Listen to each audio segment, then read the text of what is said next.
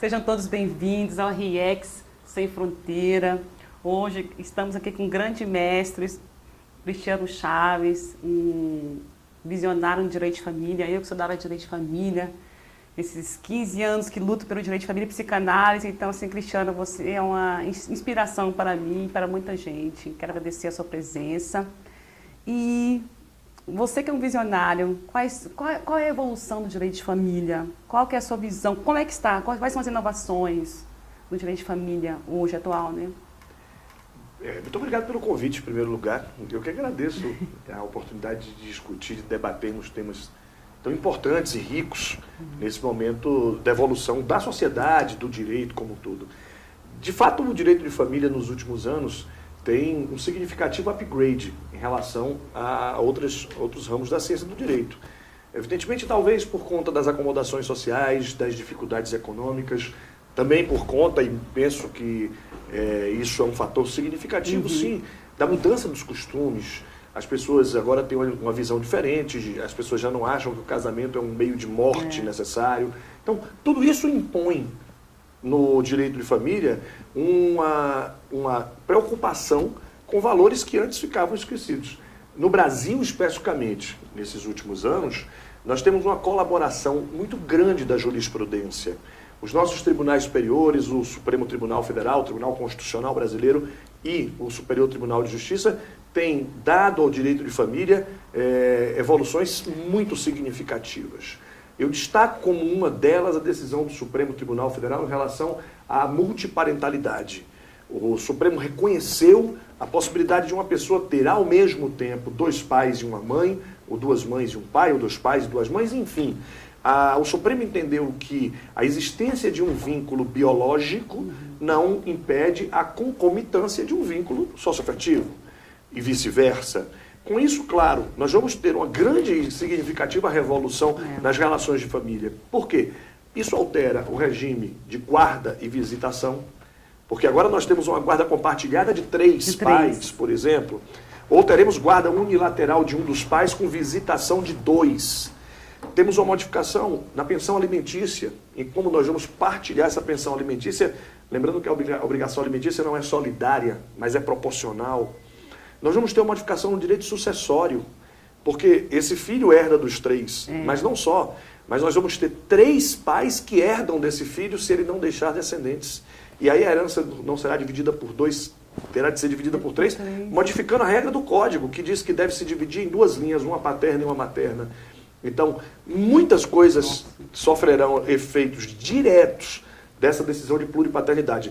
Ao meu ver, é uma decisão pioneira, que abre um grande e fecundo espaço para nós debatermos a evolução e os efeitos que decorrem dessa evolução. Não, excelente.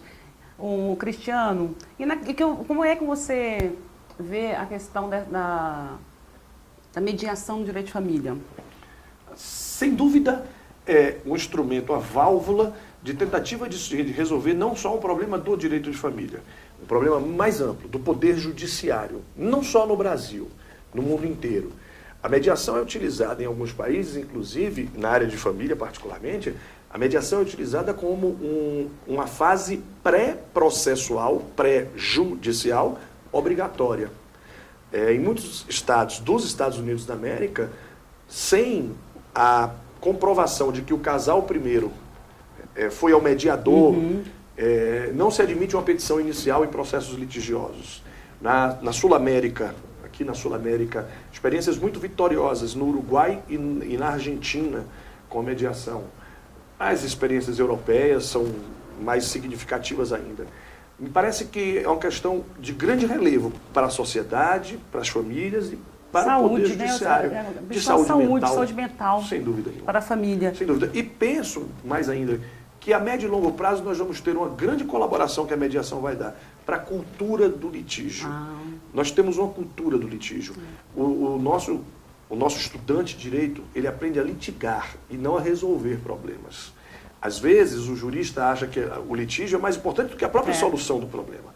Isso me parece que a mediação colaborará a médio e a longo prazo com uma mudança significativa dessa postura de que nós precisamos ter litígio. Precisamos de um juiz pai para resolver nossas questões, né? Não, interessante. E você que falou que eu achei bem interessante, a questão da partilha, entre sócio, societário, queria que você abordasse um pouquinho para Sem dúvida. finalizar. Dentro dessa perspectiva de preocupação com valores que a sociedade terminou por periclitar, de situações que terminaram por acontecer, a jurisprudência também tem se manifestado sobre a partilha de bens no casamento e na união estável. Dois aspectos inovadores passaram a estar presentes agora nas partilhas. Primeiro, a divisão do FGTS do período. Isso é uma grande novidade, porque o direito do trabalho sempre preconizou o caráter personalíssimo do FGTS. Personalíssimo no sentido de que ele pertence ao trabalhador. É um fundo de garantia do trabalhador pelo seu tempo de serviço despendido.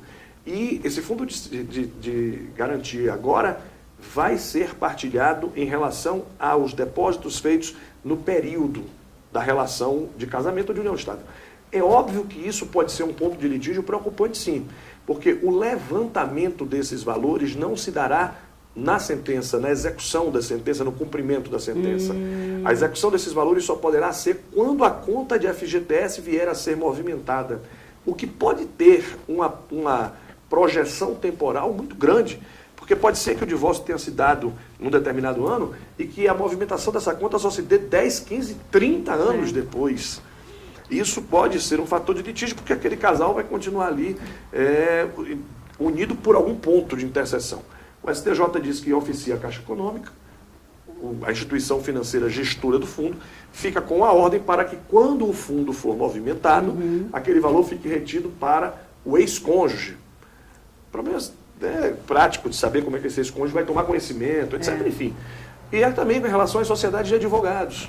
Não só de advogados, a gente está falando de advogados, mas sociedades empresariais pessoais. De empresários, de advogados, de arquitetos, de engenheiros. São empresas montadas a partir de uma relação pessoal dos sócios, mas que às vezes são adquiridas na constância de relações conjugais ou de relações de convivência. O STJ está determinando a partilha do valor das cotas.